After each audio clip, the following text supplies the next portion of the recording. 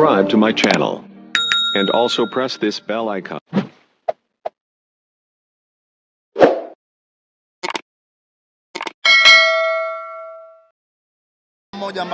Yes, ni mechi ngumu. Yanga sio timu ya kubeza. Na ile pale tunapokwenda kucheza ile ni nini? Ni dabi. Kwa hiyo haikuwa rahisi, lakini mwisho wa siku tumefanikiwa. Kwa hiyo yote tunamshukuru Mungu katika hayo. Kisugu, kombe la Muungano linaweza kuwa turning point na kwenda kushinda vikombe vingine. Historia ni kombe kubwa la Muungano. Hapo mwanzo ili ukitaka kushiriki mashindano ya klabu bingwa barani Afrika, lazima ushiriki mashindano ya Muungano. Mashindano yalikufa mwaka 2002 2003. Baada ya Dar es Salaam Africans kufungwa goli moja na Jamhuri katika uwanja wa Uhuru, wakakataa kwenda kucheza katika uwanja nini? Gombani Pemba pale. Ni mashindano yakapelekwa mahakamani yakafa, lakini ndio mashindano ambayo alikuwa anatoa bingwa ambaye anawakilisha nini? Nchi. 61 nchi inapata uhuru, 64 Zanzibar anafanya mapinduzi, 65 tunaanza ligi katika system ya Muungano. Maana yake unapokwenda kuzungumzia kombe la Muungano ni kombe kubwa. Na hii kauli na inukuu kutoka kwa mdogo wangu kipenzi Ali Shabani Kamwe.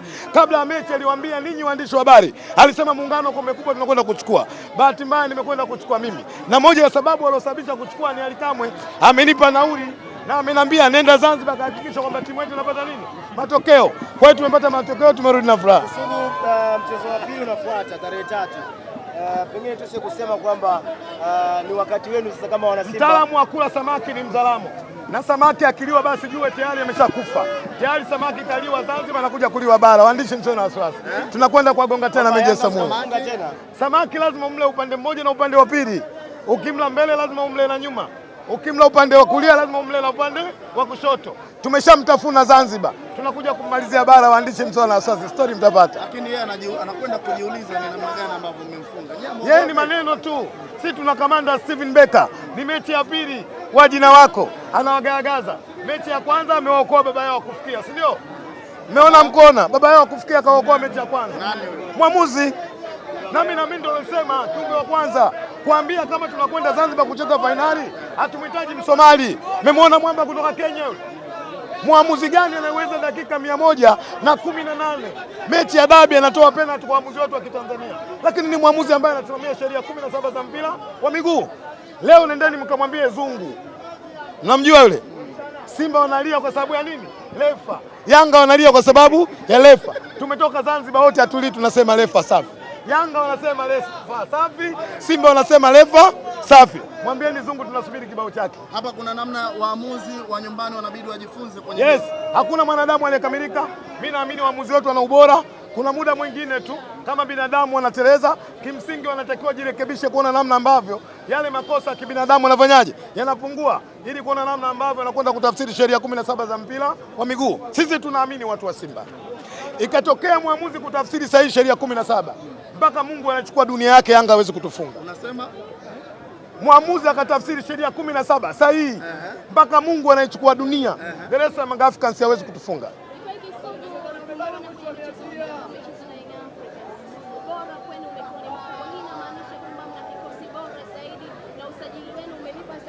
Ubora wa familia unaanzia kwa baba.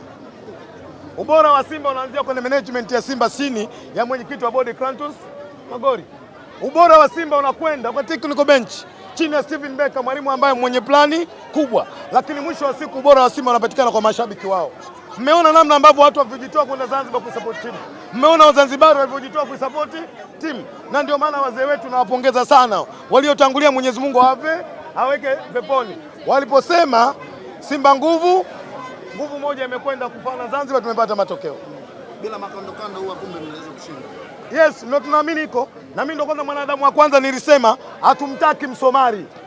Tuwapongeze sana kamati iliyosimamia mashindano mapinduzi ya Muungano Zanzibar. Mimi ndio kiumbe nilisema.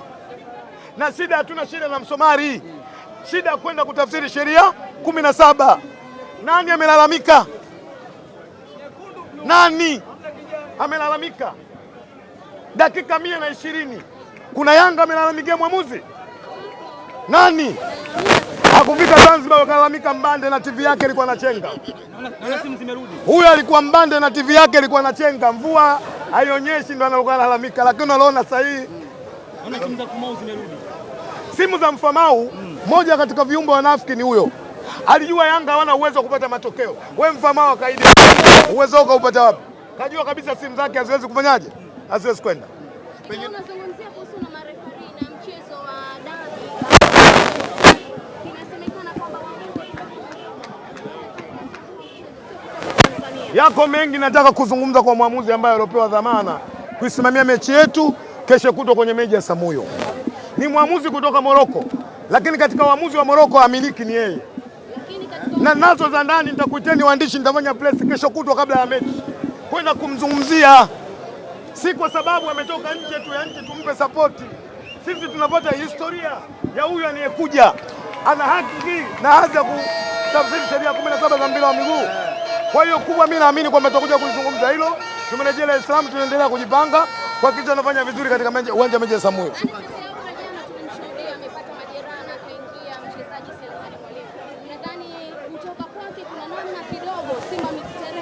Simba na wachezaji 28 ametoka mmoja, wengine wamekava nafasi zake. Kwa hiyo majukumu mengine tumwachie mwalimu. Mimi naamini Aura baada ya kuumia mwalimu amefanya sabu, wameingia watu wengine wamekwenda kutimiza majukumu yao. Simba tumepata matokeo. Kila mchezaji alikuwa na performance yake, achana na performance ya timu kwa ujumla ambayo ilikuwa pale. Tumzungumzie golikipa Kassim ambaye jana tumeshuhudia michuano baadhi yake pia hivi. Ni golikipa bora. Ni golikipa timu ya taifa ya Niger. Kuja Simba kuja kwa bahati mbaya. Amekuja kwa uwezo mkubwa. Wana Simba tunamwamini na tunaendelea kumpa support. Tunashukuru sana.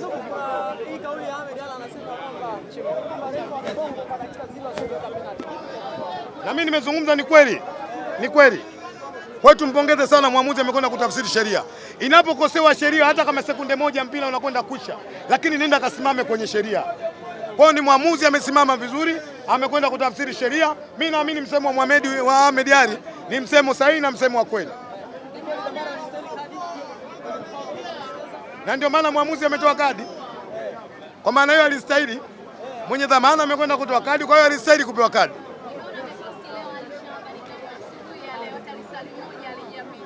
Anasema sasa wanarejea kwenye michuano ambayo inatambulika na FIFA. Sio hii ambayo nyinyi mmepata. Katika mwanadamu kauli ya mwisho ukisikia kweli basi asalamu alaykum wa alaykum salaam. Alikamwe ana kauli ya kweli kuambia Watanzania. Yeye aliwaambia anakwenda Zanzibar kwenda kwenye mashindano makubwa. Sio yeye. Leo anasemaje? Ukikutana naye mwambie Kisugu anasema wewe katika kauli ya ukweli ambayo Watanzania wanahitaji kukuamini. Ni salamu tu. Akisema asalamu alaykum, mwitikeni wa alaykum salaam, mengine acheni nayo. Alikama kituambia sasa hivi ni asubuhi na mimi lazima muangalie kwa sababu eleweki. Baada ya tayari ushampigia. Hatuna hiyo tabia ya kupigiana simu baada ya mechi. Tuna tabia kununiana mpaka baada ya wiki moja. Baada ya wiki ndo atakutafuta. Na natumaini Jumapili tena matokeo yakiwa mabaya, natumaini ni baada ya mwezi. Baada ya mwezi ndio anaweza kanitafuta. Shukrani sana. Asante sana.